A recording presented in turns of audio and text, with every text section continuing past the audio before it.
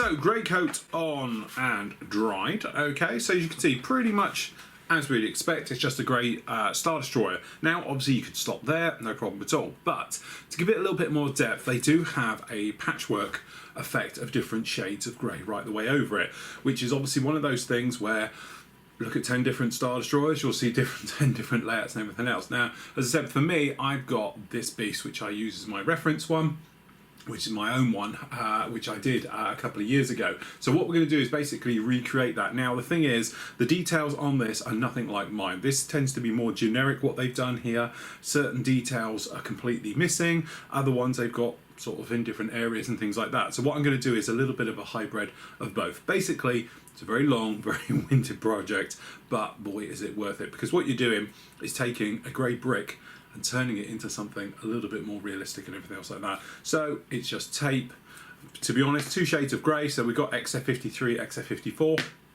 and we're going to go everywhere on it. Just breaking it up, keeping it quite random. As I said, I'm going to use references from my one that I've got up there, but basically it is that thing of coming along with tape. You can reuse it lots and lots of times and everything else like that. But picking an area, so where should we start? Where have I got? Okay, we've got various ones down here like that. But you're just going to pick out some of them. Right, okay, so that's just going to go, to start with, I'm just going to pick out sort of squares and things like that, but obviously different sizes, different positions, and everything else. So all we're going to do, just going to come in. I tend to obviously use a little bit more wider tape than we really need. Okay, we're just going to pop this in. And what we're going to do is just methodically work our way around the entire model. Now, when you're doing this type of work, easiest thing to have is thicker paint. Okay, so for this, we're just going to start with the XF54. To be honest, what we'll do, we're just going to grab our little spray thing here. It's only going to be using minute amounts to do this. Okay, so we're just going to use this, but I'm going to spray it neat. The reason for spraying it neat is it's thicker, which means it dries faster, which means it stops it actually coming up. So we just check our flow. Okay, and literally just going to put a shady spot just like that. Then we unmask, take it off in the bits,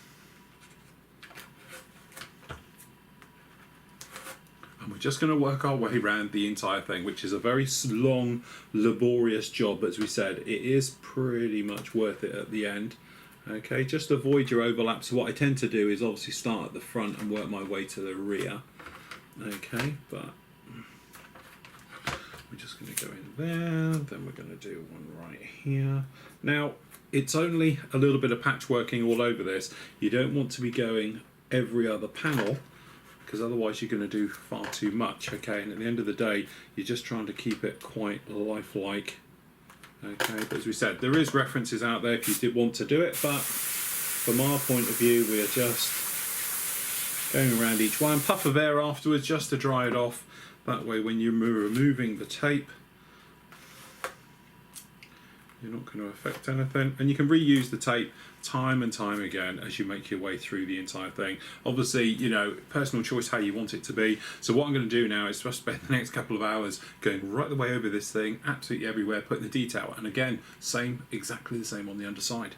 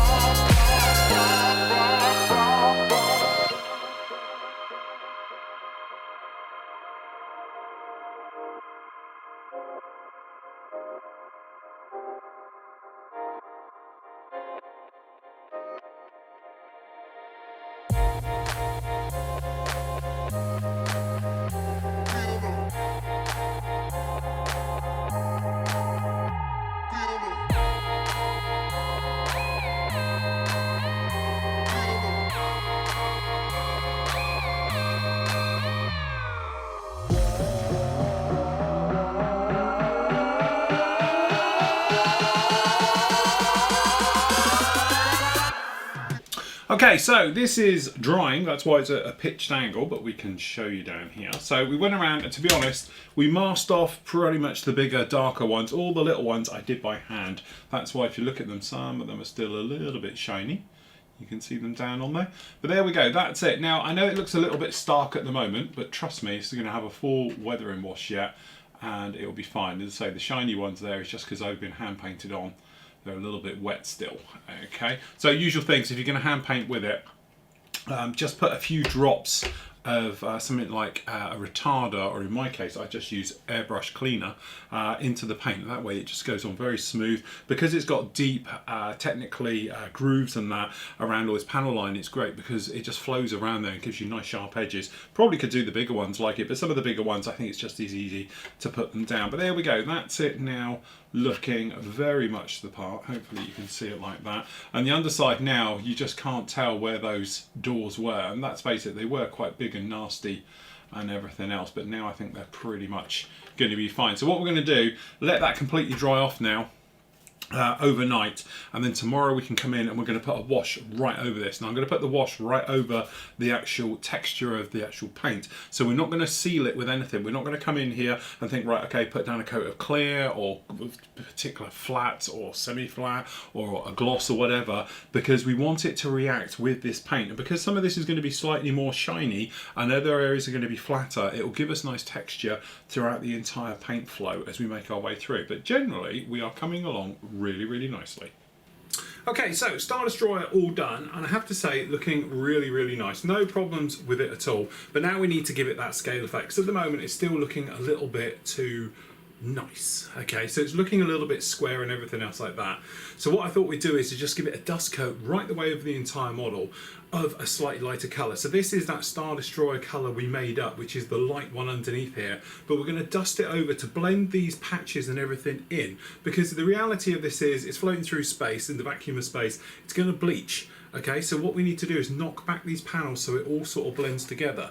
Then when we put the wash on top, that's going to grime it all down, alright? It's exactly the same way as I tend to do with most of my stuff, just to give it a nice bleached in look and everything else like that. Now you could lighten it even more, but I don't think you need to. Now, usual thing with this, we don't want to go in there too heavy. You don't want to sort of cover it with paint. So what we're going to do is make up a nice thin mix of this. So it's going to be round about sort of 75% thinners to actually 25% paint. That way when it goes in, it lays flat and smooth and all those nice things like that. Okay, so what we're going to do to start with is just pop a little bit of thinners in here. Okay, grab our paint. Okay, that goes in, as I said, not very thick at all. Gentle whiz around. Okay. And because this is thin, what will happen is, it's alright, I've got to grab my colour cup, which is elsewhere. Because it's nice and thin, I've got to rescue me lid. As I said, it's not going to paint too much, and that is a thing to it. You just want it to literally sit on there and just blend everything nicely in. And the thinner you make the paint, the less likely you are to actually cover anything. And normally you want to cover things, but for this purpose you actually don't. You want it to work the other way. Okay, now it does tend to be quite a dusty process, this one, so you definitely want to have your extractors on or your masks on and everything else like that. So what we're going to do, we'll just put that over there, our extractor.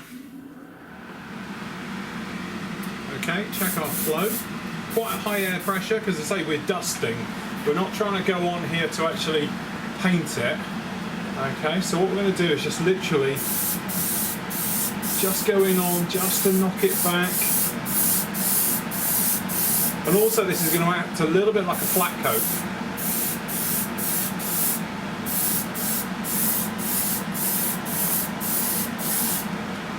Okay, so this is literally now, as you can see, it's blending everything nicely in.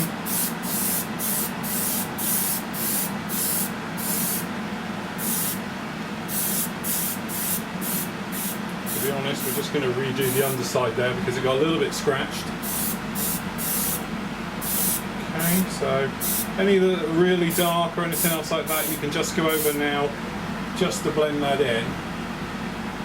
And then hopefully you'll be able to see the difference between that And that, as you see, quite strong, nicely muted. Okay, again, quite strong, sorry, muted, quite strong, okay? And that's all we're trying to do, is just to knock it all back just a hair.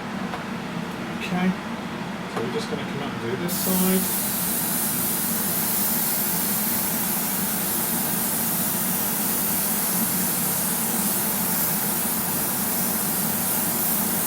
Let's say, because it's all thinners, you really shouldn't have a problem at all. As I say, normally you wouldn't dream of putting down that much paint onto a surface, but we can do that. And that is literally how we blend in and give sort of a scale effect to everything. And as I say, the great thing as well, we've given texture.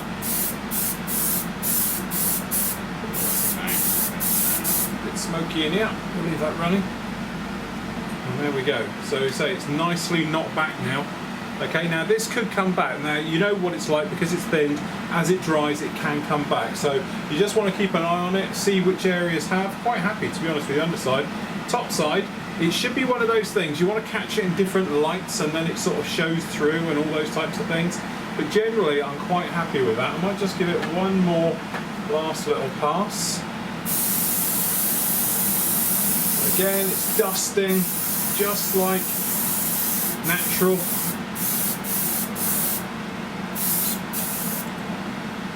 Okay, and being high air pressure is bouncing everywhere, admittedly, into me. Okay, but that is it. So hopefully it will stand, just like that. Okay, and hopefully you can see, nicely blended in. So as we said, what we're going to do is leave that. I'll turn this off for a second and I'll put it back on. Okay. We're going to leave that now to stand overnight. Come in the morning, first thing in the morning, I'm going to actually give it a complete wash right the way over, let it dry for half an hour, and then just wipe it all away, okay, and see exactly what we got. A little bit of post shading, and really, it's job done. Okay, so we are looking really good. So we've blended it down, which I think, to be honest, it sort of needed it just a little bit, as you can see, just to knock it back, give it a little thing. But you see where you catch it in the light, how it changes? Quite a nice touch with that. Okay, and that's the thing with greys, is say you get them on the off angle because they're all quite close. Square, you can see it. Off angles, you don't, and that's what's working to our advantage. So, wash time, very straightforward on this. To be honest, you've got two options. Dark dirt, which is what we did the big one with, works really, really well. And of course you've got grey. Now the thing is, the grey is going to be down on here, but what you could do is obviously mix the colours. So if you thought this was a little bit stark, then obviously you could then mix in a little bit of grey with it just to knock it back, okay? Rather than using something like a light wash or something else like that. Because to be honest, if you came in here with something like this, with the light wash or the white one, then what's going to happen is it's going to actually lighten it. You're going to get more of a brown look rather than just a lighter grey, okay? So I always think mixing greys in works better than actually mixing whites in. Usual thing, we've got a little decanter pot, okay, and then all we're going to do is tip a bit in here. We're not going to need tons of it. To be honest, this is really old. I've been using this pot of dregs and sludge for ages, okay, but the thing is, it's still looking quite nice in here. Okay, I'm just a little bit worried because I did put brush cleaner on this brush, but as I say, that's the thing, we're not going to contaminate the rest of the model. Alright, so literally we just come in, and this has not been protected in any way. This is going straight down onto neat paint. Now the idea being is, it's going to grime up the surface, it's going to get caught slightly in the textures, and it's just going to grime in. Okay, so you just want it to go absolutely everywhere, because the thing is, it is going to slightly weather and dirtify everything. So if you end up with a clean spot, what's going to happen is it's not going to sort of marry up with the rest of it. It's all going to look a little bit patchy. Okay, so we want it to go around absolutely everywhere. So we just brushing this on just like this and just work it around. And if you find it sort of bubbles up, don't worry about it. Just keep rubbing it. And then you can just wear it into the surface. But say this is technically over a flat coat, so hopefully it'll give us the right type of grimy look to it. Okay, and if you've been following us for a while, you'll know that there's various techniques of taking the wash off, which we'll talk about afterwards. One of them is sanding it off, which works very well. The only thing on something like this, because it's lots of flat areas, you'd think it would work really well, but the trouble is you've got high spots every now and again on this. So what will happen is you could be into a situation where you end up doing quite a lot of damage. So it's alright where there's nothing around, but when you've got bits around, it's likely to damage the surface. Okay, so we're just going to literally come anywhere. Now these guns on the side, I'm not too sure about those. I might pop them out and repaint them, or the chances are, because of the scale of this, we can do it all by hand. Alright, so we're just going to come in with these. Now what I'm going to do, I'm going to do dark dirt on all the big flat areas, but inside the areas on the sides of all of this, I'm actually going to go back in with black. Okay, and then the black will just give us a shadow, and it's just sort of darken everything up in those areas. Alright, so anything that's flat is going to get dark dirt. Just in the edges and things like that, they're going to be a little bit more darker. So all we're going to do is just keep brushing this everywhere.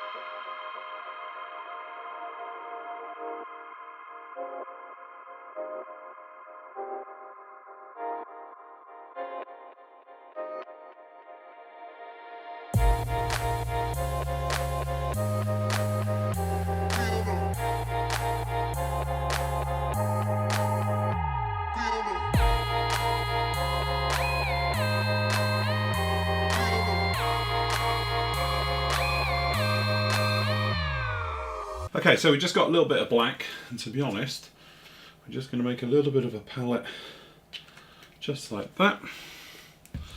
Okay, and then what we're going to do, if we can handle this, because it's a little bit horrible.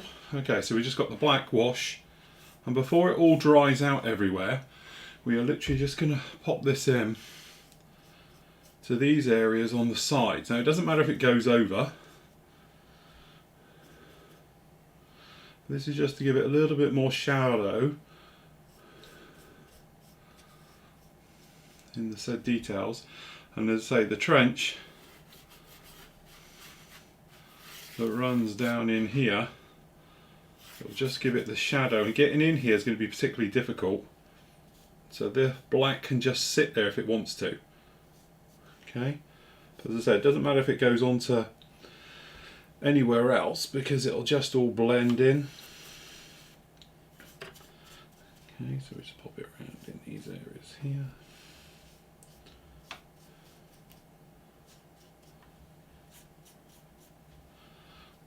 And then just going to add a little bit of black just to up here. And as I say, you can blend it all in. A little bit of black just down into there. And these areas around the rear.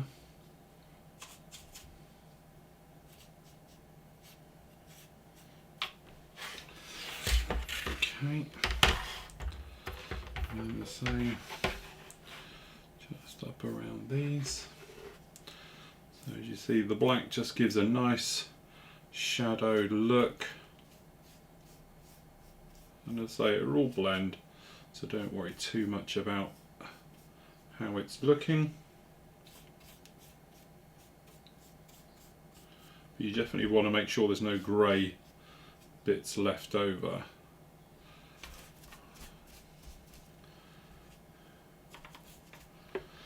Okay, just going to take a bit of black just around the back.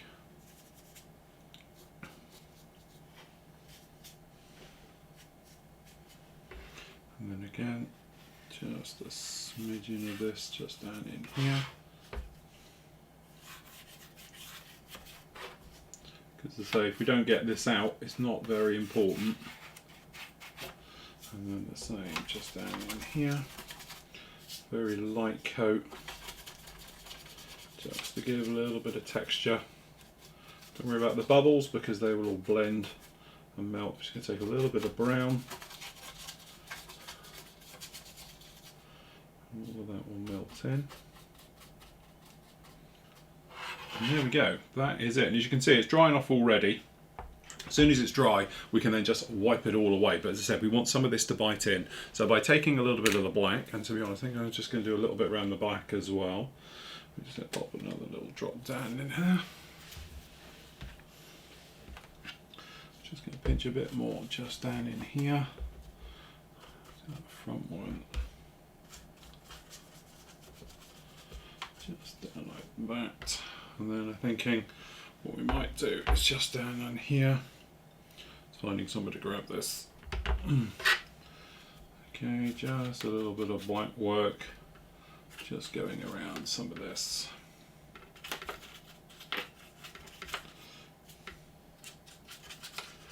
Just around the engines and then the bells of these engines.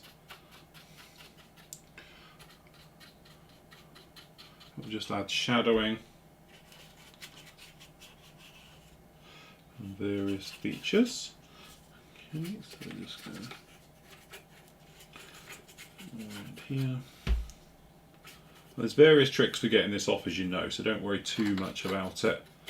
We can get all of this off, even out of real tricky areas, which we'll show when we come to get it off.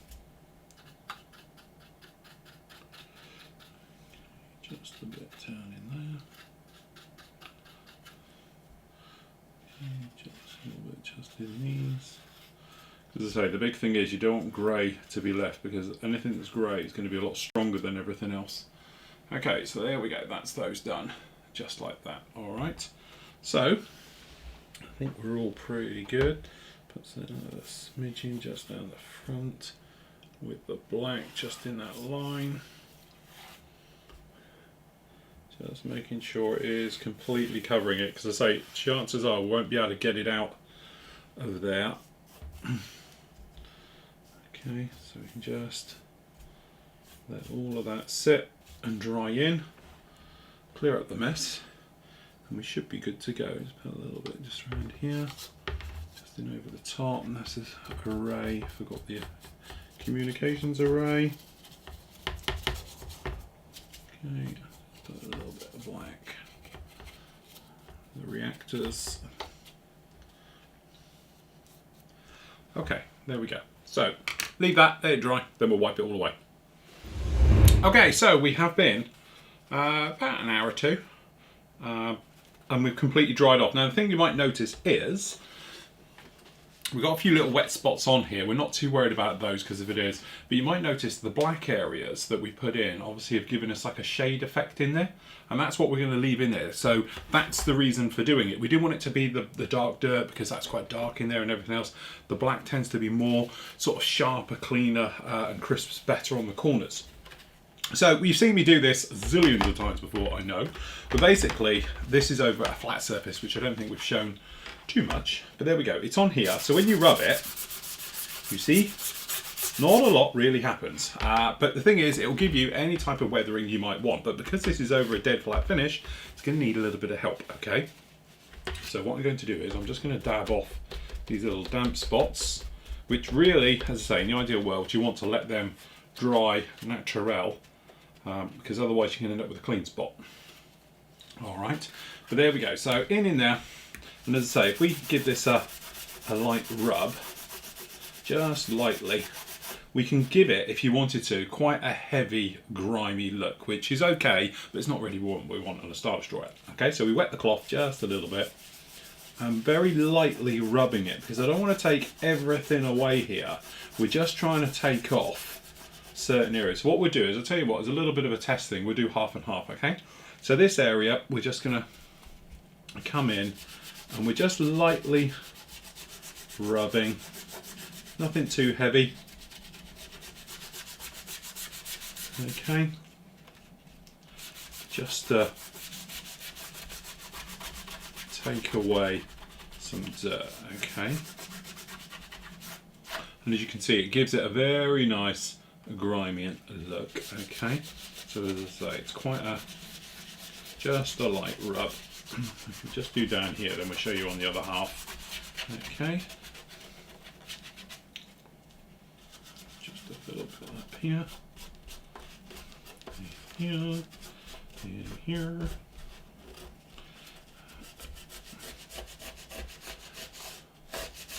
As you can see, it doesn't take too much work at all.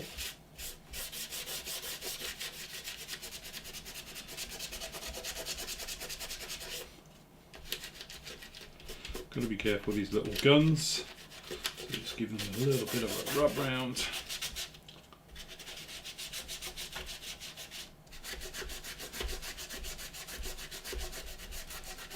Okay, and there's our nice, slightly grimy look to it. Okay, but we want it to be a little bit cleaner. All right. So as we said before, depending on how wet you make the cloth. So obviously, I lick. You could, if you wanted to, have a little bowl of water and do it that way. But as you say, we're just going to put down a lot more moisture onto this. So you're wetting the cloth, it rehydrates, and then all wipes away. So you're just continuously cleaning, turning the cloth, and as I said, this over dead flat, so you are going to get texture, but you can probably see there the difference and how you want it. Okay, so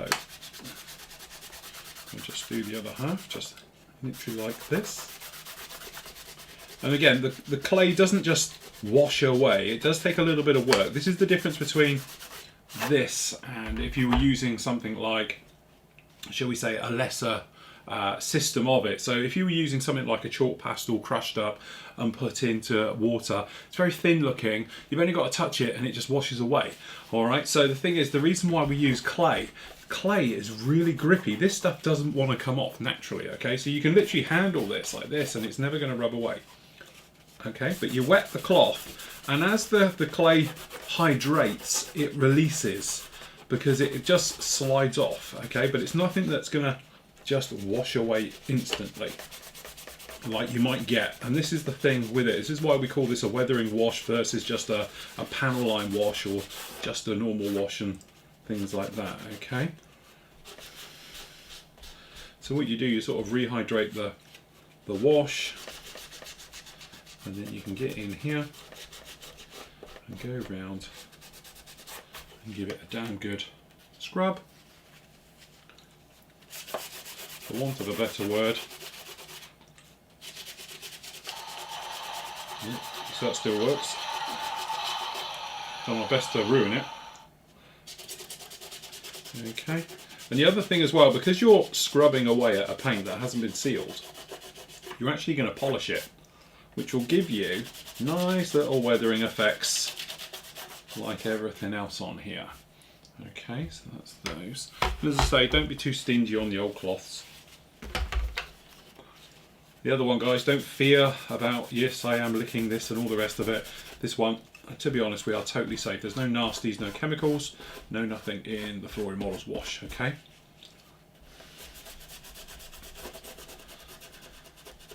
So we're just going to come around in here.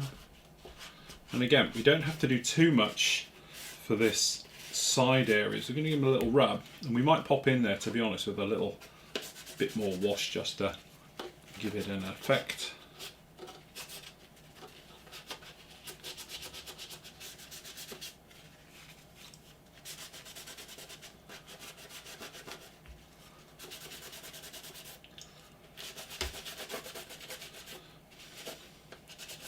But again, continue to rub, continue to moisten, and the wash will just literally pull away.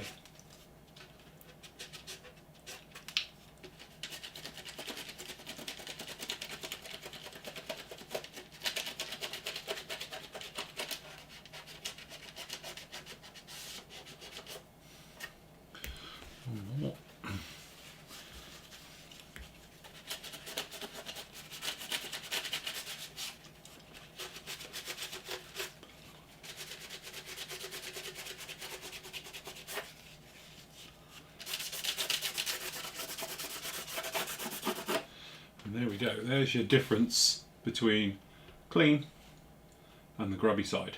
Okay, so as I say, I don't know which camera shows best on that one, but it gives you an idea of the differences you can get.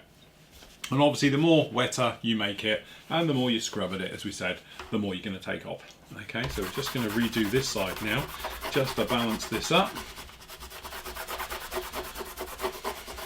Okay, now this will lighten up again once we get the clay totally dried out, because when it gets wet, it does have a habit of going a little bit grubby looking. Okay, and as it dries lighter, like most things. So that's the thing with it, just to remember. Okay, there we go, we're all sort of coming around. And obviously you can get in there with cotton buds, Q-tips, you know, all the usual things, just to get it out of those small little hard to get little areas. And like we did before, you can then come in if you want to with things like dry brushing, just to sport things up just a little bit, or anything else you want to do. Okay, and because this is quite a large job, what I'm probably going to do is get a little puddle of water down here, tap it, and then come up. Okay, so pretty good, no problems at all with that. We are definitely looking the part. Okay, so generally, as you can see, it's got that nice sort of worn down colour, and it's starting to blend in just a little bit, and you can see on the underside as well. Okay, now the thing is, what I want to do now is a little something I've been doing for a while to all my models, which always looks a bit risky, but take a sponge. Now, this is a worn down blue Florid model sponge. Even the centres are worn down. You don't want anything where you can feel coarseness. You just want it to be quite a soft feel to it. And then all we do is very lightly rub over. And this, to be honest, is just going to save us about an hour's worth of dry brushing, because we can just pop this around in all the different layers, and it will get in there better probably than we do. But I'm not pushing, you're not pushing down, I'm not trying to sand this off, but what we're trying to do is take off any patches of wash that may be stuck in. So maybe around these little guys, you can just give it a little bit of a rub. Okay, but also this is just going to highlight, because what it is, it's going to rub away the wash, okay, and it's going to expose the paint underneath. And to be honest, it's going to slightly over the corners and the edges and all those things. So on the flat areas you can sort of really go for it, but I wouldn't advise it on anything with detail. But this is just going to blend everything in, and it's part of the weathering process, because it's just going to give it a sort of worn look. And again, right over the front of the details like that, you see, works quite well. So we're just going to follow suit. Okay, and you can just literally pop around, but as I say, not using any pressure. But if you do find you got a little bit of stubborn wash, which we're not too bad on this guy anyway, really. That's just this bit up here. But you can just pop around and rub it away. But like on this area along here, look. And then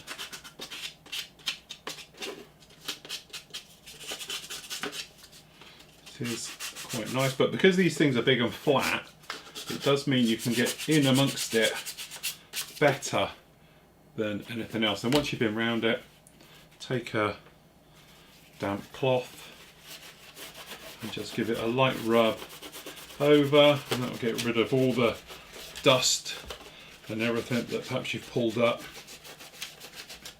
as you've been working your way around it. Okay,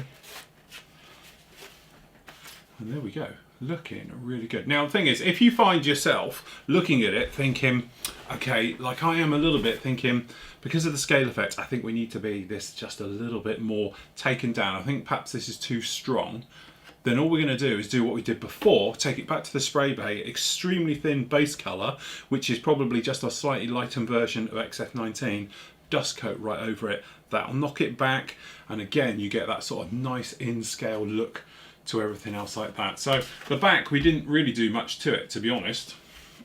We just gave it a bit of a wipe round, and it's pretty clean by itself. We've just got to do these engines, these big bells, and then again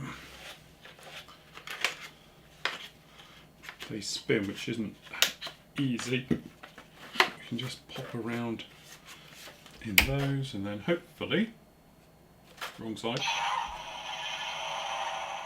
that all still works. So you've still got a nice level of detail absolutely everywhere with it, okay? And again, those side trenches, you can't see too much in there, but that's why we use the black. But hopefully you can see now, that's giving us very, very nice, okay? So really happy with that. What I'm going to do is I'm going to give it a bit of a rub round underneath, although the underside doesn't look too bad. But I'm thinking a bit of a rub round under here won't hurt. We can just pop around some areas, give them a tidy up. These side ones perhaps, these backs. Okay, and all things like that. And then I think what we're going to do, take it over the spray bay, final flat, very thin grey coat right the way over it, and that'll basically be it. Okay, so going back to our usual Star Destroyer colour that we made up, we're just going to come in. To my eye, actually, I don't think it looks too bad, especially underneath the lights, but I'm just, I don't know, just not a zillion% happy with it. So I'm always one of those things that says, you know, when you think you've overdone it, stop. I think we just need to take it back. We've gone one step too far. So, usual thing, we're going to come in with around about, probably a little bit more, around about sort of 75% thinners to 25% paint. So it's not painting it, it's just filtering it, for want of a better word. Okay, so that just goes in there like that. Now this is self-leveling thinners, so it's lacquers. Okay, but it will go no problem over the wash and the paint and everything else, so we got it down there before. I'm not worried about it at all. So turn this on. We'll start with the underside and then we'll work our way around everywhere. So I'm not just going to be blasting this on, okay? We're going to blast one coat right over, then I'm just going to pick out certain areas and try and do a little bit of weathering with it.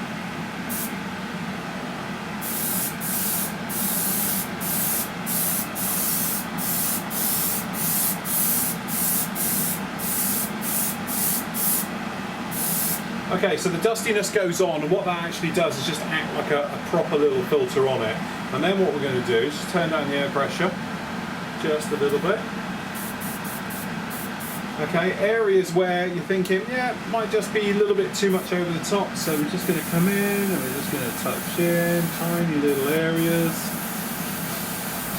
Just where I'm thinking it might be a little bit too strong, just trying to bring it back just up just a little bit.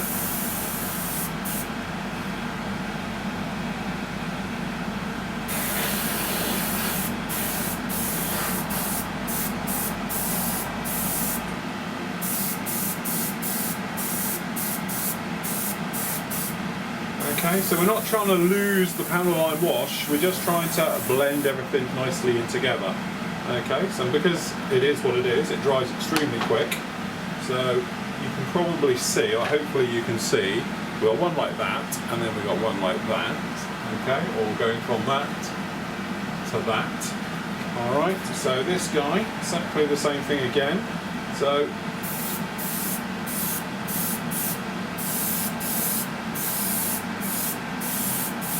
remember, it will come back.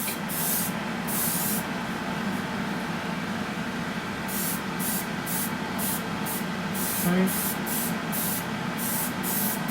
Just lightly.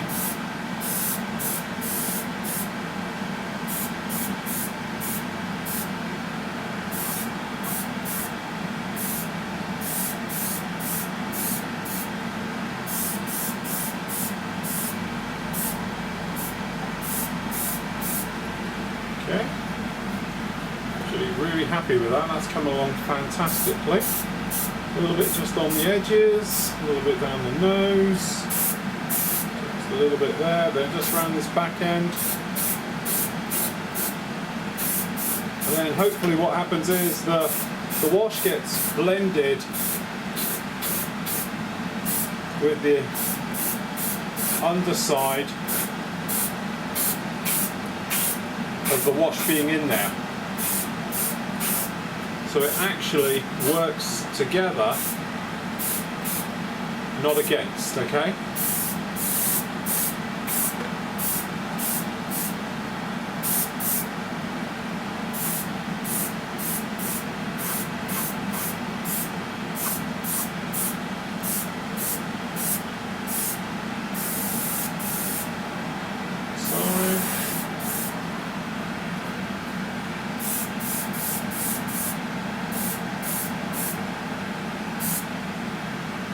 There we go.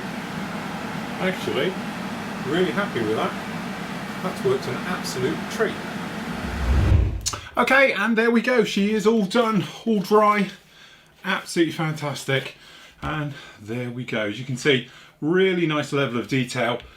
And it's well worth taking your time to do these extra panels, and it just literally breaks it up. But now you can see what I was trying to sort of accomplish, and that is to make it subtle. You didn't want it to be, hopefully you can see it there, too strong. You want it to look quite muted, as in it's got different panels, they're clearly different, but it's not in your face. It's not like a real big stark difference, and that's the trouble we're having when we first did it. To be honest, when we did the other one, we didn't have much trouble because it's just the size of the thing. But with this, it needs to be that sort of scale effect we talk about a lot, and just to take it back just a little bit. But generally, as you can see on the underside again, picking it out, no problem at all. Those little areas, as you can see, no problems at all. They are completely gone. We took care of those, so that's all right. And to be honest, the little joins and the things we had, all those little movement parts on there, stuff like that, as you can see, are now all completely gone with no problems whatsoever. So generally, this is great. This is literally, just we said to start with, one for the kids. But, and this is where we come in as adults, you can take a kid's toy, because that's technically what this is, and turn it into something that will look really impressive on any collector's shelf or any particular thing.